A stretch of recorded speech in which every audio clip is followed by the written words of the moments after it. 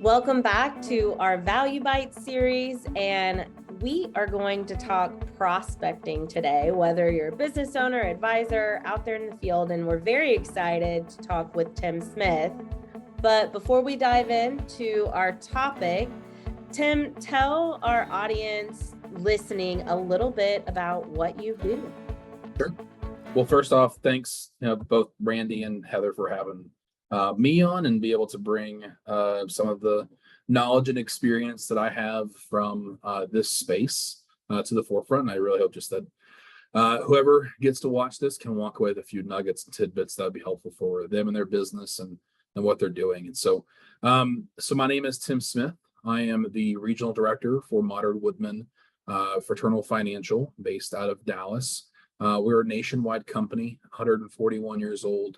We're a financial planning firm. So we do everything from the insurance to savings and budgeting, retirement planning, retirement distribution, estate planning, tax planning. But then we actually work quite often with business owners and doing succession planning, exit strategy work on the financial and investment side, as well as helping them out with employee benefits while they are still operating their business if they have employees, or building employee benefits for themselves if they're a sole proprietor. And so we get to do those types of fun, financial conversations on a daily basis. And, our number one job and what we really are doing is trying to find these clients, people who have a need for what we do, which everybody who has money, whether it's $5 or $5 million, has a need for what we do. And so it's a unique value proposition that we provide, but it's also a really sensitive topic. Money is. I mean,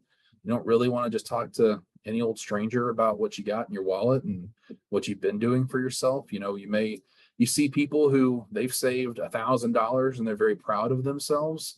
And you see people who have $100,000 saved and they feel like they're behind the eight ball. And it's such a personal thing that you can kind of feel like you're airing your skeletons a little bit. And so what we do as a firm, we're trying to build those relationships with those people, genuine and natural, organic ways wherever we can, so that we know that we care about them before we start asking them all that, fun questions like, how much money you make, how much money do you have, all the questions your mom told you never to ask of strangers. We have to go through and do that. And so, and then my job as a regional director, I still run a practice. I still have clients that I work with. I still work very heavily in the business planning and tax planning side. But my role really is finding and developing planners who are either already in the industry to working into a modern woodmen practice, or those who are thinking about approaching and getting into the financial services industry, and partnering them up with some of our managing partners across the Metroplex to help them kind of get their practice launched or to take their practice to the next level. And so we really truly love being in this industry. We get to have a unique space in which we do a lot of community service work. About $50 million a year we put back through fraternal reinvestments, and that's why we're a fraternal company. But that's a little bit about us and what we get to do. Awesome. And, talking about how you support your team or even just how you do this for yourself, I know, especially in your space, every time we talk to someone who is a financial planner or an advisor, they're trying to figure out what prospecting looks like, how in the world to do it, right? If they haven't been trained up well or they don't have back office support, this is a huge question mark for them, and something that translates to all business owners. So what would you say are a couple of the key aspects of creating a prospecting plan? What are some of those best practices that you always want to see your team doing when it comes to prospecting or building a plan for their lead base? I think, and especially in our industry, but really industry agnostic, right? You kind of have two sources of prospects. You got cold sources and warm sources, just flat out, just what it is. You might have your lukewarms and those kinds of things within there. We as a firm, and then once again, because of the industry in which we exist, warm sources are much more profitable, if you want to call it that, or much more successful. They have a higher conversion ratio, whatever fun, cool term you want to use. It's easier to do. Cold sources are easier to find, warm sources are easier to convert. So we really lean into that warm source side of things, but not every person that comes in the door is going to be warm. Not every person we come across, they'll start out cold. We've got to make them warm to some degree. So really what we try to do whenever, running my practice or when we're training and developing new folks within our firm, we're trying to help them see, how do you develop a warm source market? How do you develop a warm source prospecting plan? And I think that really usually starts with one, whether it's financial services or another industry, you have to do a lot of research up front. And I say a lot, I really should say thorough research. I believe heavily that every single person starting a business, before you get to prospecting, before you open up your doors, before you start trying to sell your services or goods, do a market analysis. Now, once again, big buzzword. So I'm sure Heather and Randy have got great tools for market analysis, but a bare bones market analysis is just going to be essentially, who are 200 people that you already know, and what are the demographics around them. Doesn't mean these are the 200 people you're going to talk to or try to sell your goods or services to. Just who are they? What's their occupation? What's their age bracket? How well do you know them? Where do they live? What's the geography to them? And then if there are other things that make them unique, do they have kids? Have they been divorced? Are they married? Are they small business owners, or do they work for a Fortune 500 company? Unique pieces, build out a profile. And that market analysis allows you to kind of get the people you're already surrounded by down on paper. Now let you take a step back and realize, what are some of the common threads, right? For us, when we're hiring a new advisor, if I'm interviewing or we're bringing on somebody who is, under the age of 30, a lot of times we do see that they have a lot of other folks that are in that market analysis that are under 30. They're young professionals, or they're young families, young married couples. Maybe they have kids, maybe they don't, but they kind of fall into that same, birds of a feather flock together. And as people get older, maybe it's, their background or their career experiences, they were a teacher, or they were a police officer, or they were a banker. And you kind of start to see these trends that kind of exist in their market. And it allows you to address, okay, in that case, if these are the people who already know me, how would I market to them, right? What are the things they care about? If I'm opening a taco shop, and I'm opening a taco shop in Denton, Texas, which is a young, hip college town, that's going to look very different than if I'm opening up a taco shop in Sanger, Texas, 10 miles away from each other. But Sanger, much more rural, agrarian type of culture. And I can know that by, okay, the people who know me, my market analysis is showing me, I know more agricultural, agrarian, rural, family-focused folks, versus if I'm in Denton and I'm realizing, okay, I know a lot of young professionals, or mid-30s, mid-40s, maybe single still. They're involved in the arts, they're involved in music, they like to do these types of things for hobbies. I'm gonna build my business to cater to the market I'm gonna talk to, right? And so that's the first step. The second step we really believe in is then taking it deeper and say, okay, who are 15 to 20 shareholders or major stakeholders who care about my success and failure? And then having an open, frank discussion with them about, what is it that you feel like would make me good at this profession, make me good at this business, whatever business it is, financial services or some other industry, and getting their input, and then asking about their experience with with that service. And then what do they think about me personally, or would they trust me personally with providing that good or service? Once again, that taco shop mentality, right? If I talk to my grandmother, let's say, and say, hey, thinking about opening up a taco shop, what do you think might be doing it? She may be super supportive, maybe super contra to it. She may have some ideas for me. Does she eat tacos? That's do you use my good service now? She's like, I love tacos, I hate tacos, right? I get to find out, does she use the service as is? And so, hey, if I open up a taco shop, would you eat my tacos? Would you go there? If I know that she doesn't eat tacos, she maybe thinks that, hey, restaurants aren't a good idea, and no, I wouldn't eat your tacos because I don't like tacos in the first place, then that might give me some insight to whether my success long term is going to work out. But from there, begin to build out Okay, I've got my market analysis, got my market survey, my shareholder stakeholder survey. Moving then into defining a channel strategy, which is just going to be, what is the ways in which the people I'm trying to prospect to, how do they want to be talked to? In financial services, financial planning, they want that personal relationship first. You don't need to have a personal relationship with your taco guy, right? You might be willing to try a taco spot that you see advertised on social media, whereas somebody may not open up their entire financial livelihood just because they saw an ad on Instagram, right? So the channel strategy is going to be different. For us, we try to then focus on doing those warm opportunities. So being involved in Chamber of Commerce, being involved in nonprofit organizations, being able to be there and doing educational speaking, some of the things I'll talk about, but trying to then drill in on how can we be in front of them and turn a cold source into that first lukewarm, warm source, and then continue the relationship from there.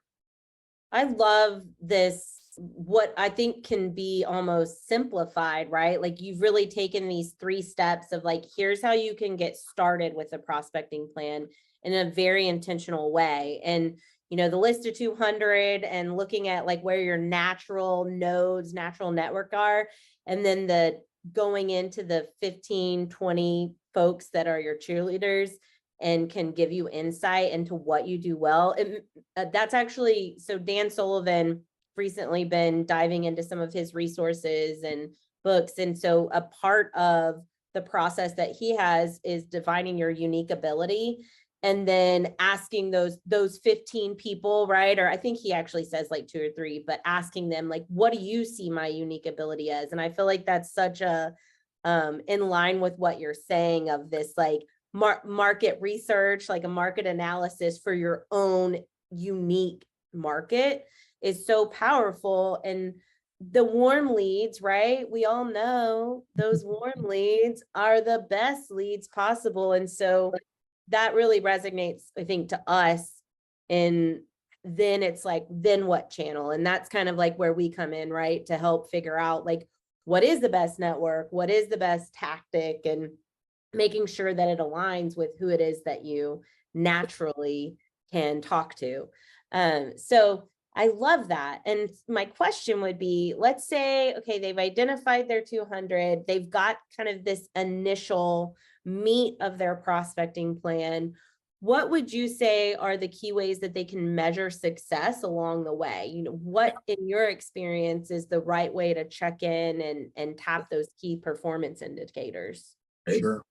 I think when it comes to key performance indicators or KPIs, and I don't want to start throwing out the acronym before I make sure I make that connection there. There's 2 types of KPIs in my opinion, right? There are leading indicators and there's lagging indicators, right? And I don't want to keep on picking on the taco shop. I know I'm a financial planner. I could talk about it from my sense, but I think everyone can relate because you've been sitting around on a Saturday, drinking a cold lemonade or beer, whatever it is, whatever's your choice. And you've had a conversation with some buddies about, we should set up a restaurant, we should set up a bar. So everyone can relate to the analogy of running a restaurant.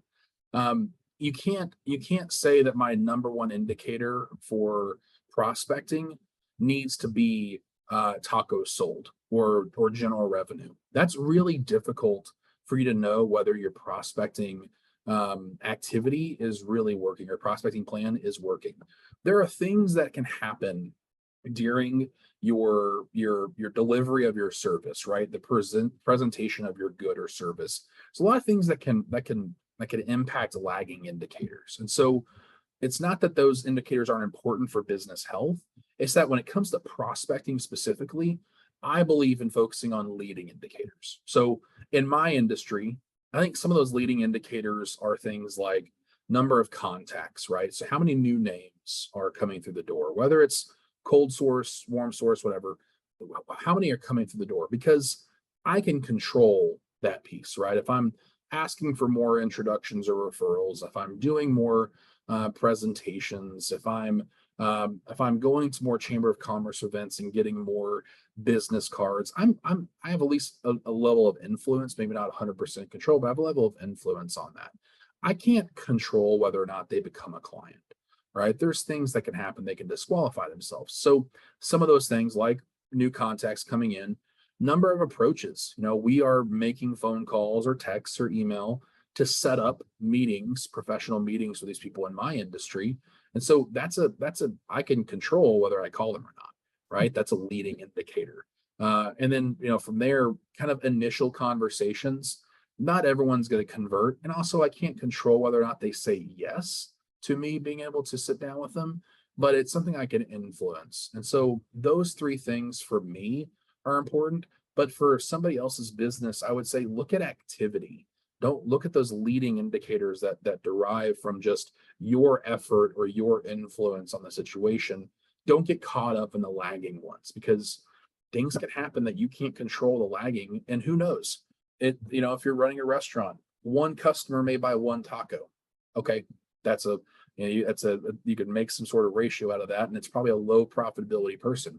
But one customer can also have you cater a 300 person wedding, right? And that's a much more profitable per client type of conversation.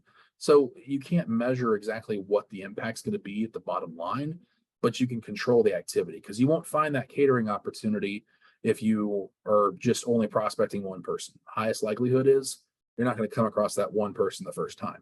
So having activity as KPIs is more important to me than having results as KPIs. I think that's such a great example too, because it really keeps you from getting into that mindset of either things aren't working quickly enough, so I'm just going to stop, right? Like I'm not hitting my numbers, and so obviously all this calling and prospecting doesn't work. When you focus on those leading indicators, it keeps you more motivated to continue trying and building and sticking with it, right? And there's that psychological component of success. It's going to take a long time to get those deals closed, especially if you're new. But if you can consider your success to be in doing the activity and focusing on the results later, then it helps keep you a little bit more engaged and excited to continue doing those things, right? And with a long enough sample size, you eventually can get to the point like we do with our advisors, where at the end of the year, we can say, okay, well, how much money do you want to make next year, right? We can control our incomes, run a small business. How much money do you want to make next year? You want to make $100,000, you want to make $500,000, whatever it is. And we can know average profitability per case, per client. And we can say, okay, well, how many meetings got to a closed client? How many approaches got to a meeting? And you get kind of backtrack it there. And I can say, okay, you need to do X, Y, and Z activity next year.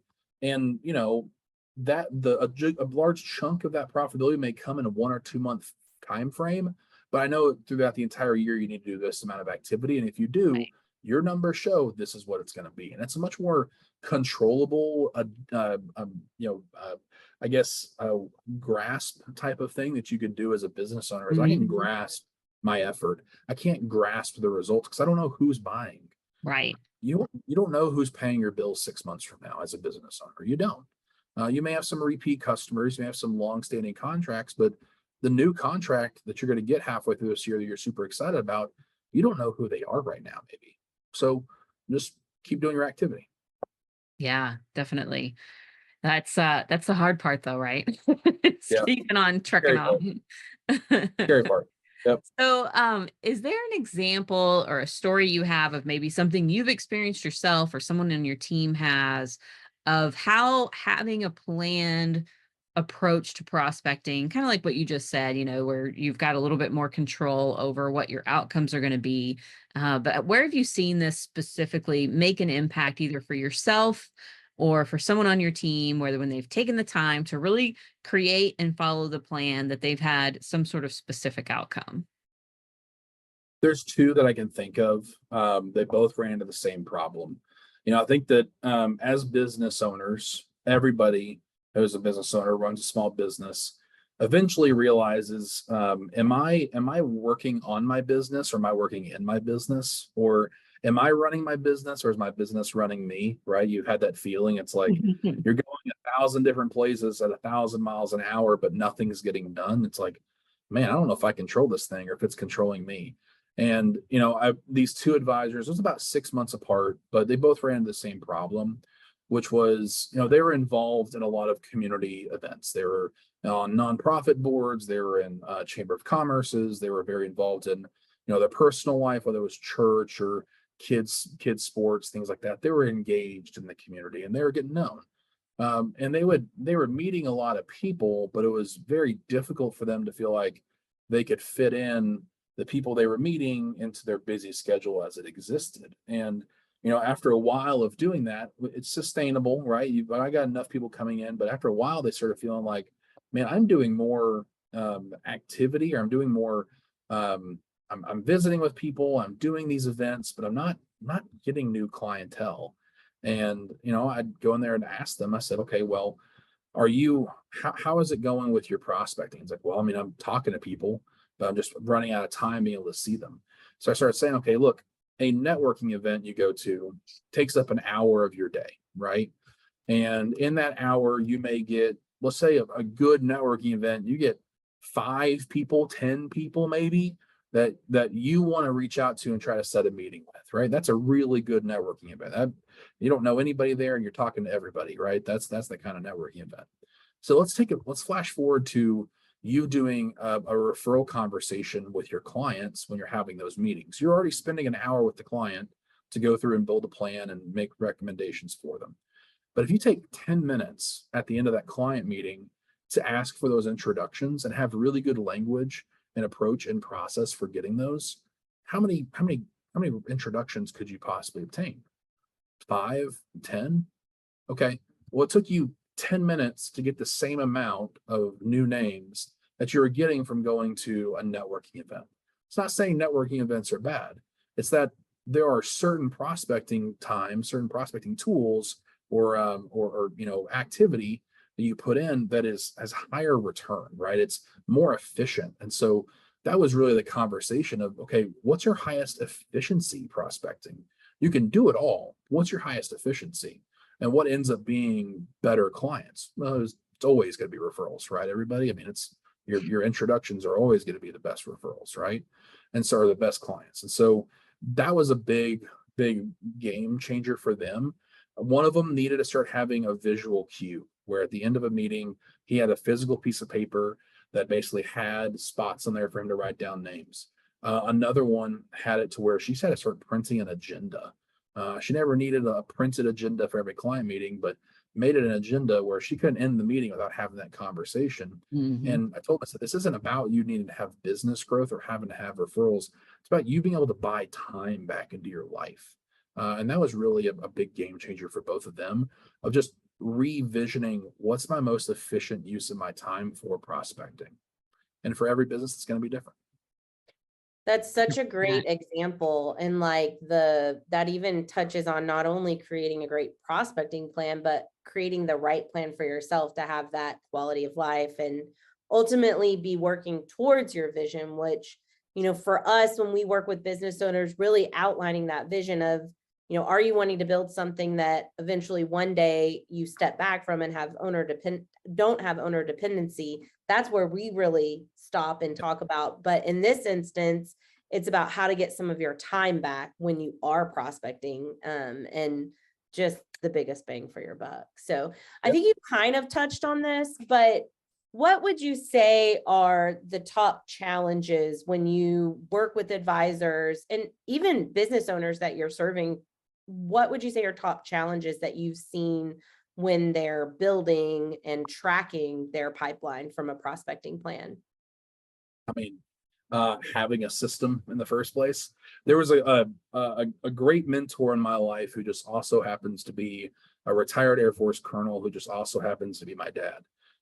He told me when I first got into leadership within Modern Woodmen, he said, Tim, don't forget, leaders don't build organizations. Leaders build systems, and systems build organizations. And that always resonated with me. And that I kind of think that every business owner has got to take that mindset. You're not going to build your business. You're going to build a great system, and then your system's going to build your business for you, right? Because you can only do so much. You have 24 hours in a day. You're only human. Life happens. You're going to have a flat tire. Your kid's going to be sick. You're going to get sick. Stuff's going to happen. Systems don't have kids. Systems don't have cars. Systems don't have, sickness. Like, build a good system.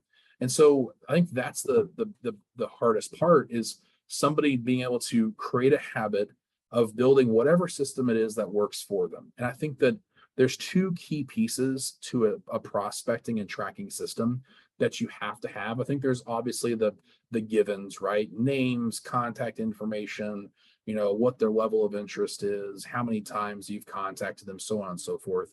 But I think there's two really key pieces. One is something that you're able to easily do and maintain on a daily basis, right? That it needs to have the system needs to have some sort of way for you to be able to look at it in less than 10 or 15 minutes and be able to update what's happened during the day. Because if it's a large time constraint for you, a large time burden, it's gonna be hard for you to want to form that habit. And then secondly, you need to be able to have a place in there where you can make notes and create follow-up. It is very common, especially in my side of the profession or my industry, in that someone who says no isn't really saying no, they're just saying not right now. And I mean, the amount of times that, I've talked to somebody and I said, hey, just time isn't right, currently can't do it. I say, okay, no worries. And 12 months, 18 months later, I bump into them somewhere else. And they're like, oh, we just set up a life insurance plan through somebody, or we just set up a 401k for our business. Okay, well, I'm mad at them in the moment, but then I start kicking myself. I'm like, whose fault is that? Well, it's mine, right? Because I didn't build a really good, or I didn't have the good habits of realizing who I need to be coming back to.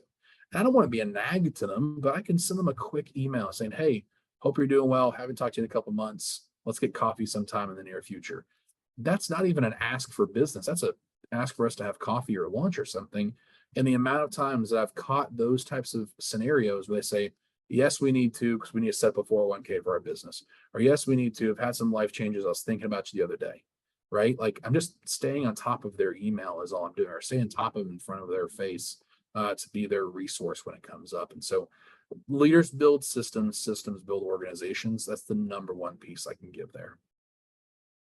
I love that. Have you read the book Buy Back Your Time? I just finished it.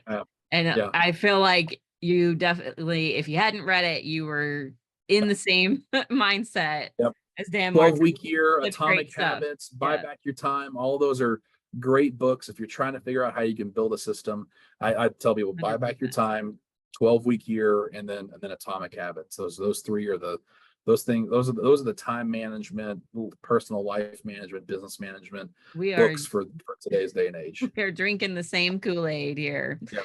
Well, Tim, I hate that we're out of time. Randy and I have been jotting down other topics because we want to keep this conversation going and bring you back to dive in even deeper. But we would love for you to close us out here by letting folks know if they're interested in connecting with you to talk about their personal needs or their business needs, or if there's someone who's maybe looking to make a career change and they think Modern Woodmen sounds like an awesome opportunity. Where can they find you to connect and learn more? Yeah, you can find me on LinkedIn. I know Tim Smith's a nice white bread and mayonnaise generic name, but if you type in Tim Smith Modern Woodmen on Google searches or LinkedIn, you can find me on there. I have a Woodman web page as well as my LinkedIn page on there. And then anybody who does feel like reaching out, having a conversation, I'll tell you this: I've never been a high pressure, hard salesman. I like building relationships. My entire mission statement since I started my practice has always been to build, create, and foster relationships, both personally and professionally, so that I can serve others above myself. And I think that carries through whenever people do reach out and they say, well, I'm not sure if I'm ready to come down and sit down and meet, or I'm not really sure if I'm ready to leave my firm and look for something different. I always say, look, there's never a bad time for us to have coffee or lunch and just get to know each other. So I'll tell you, anybody who's interested in visiting with me, reach out to me. I'll buy coffee. I'll buy lunch. No worries there. So thank you so much, Tim. Yeah, we look Yeah. forward to continuing the conversation and appreciate you joining us on Value Bites today. Thank you, guys. I appreciate it.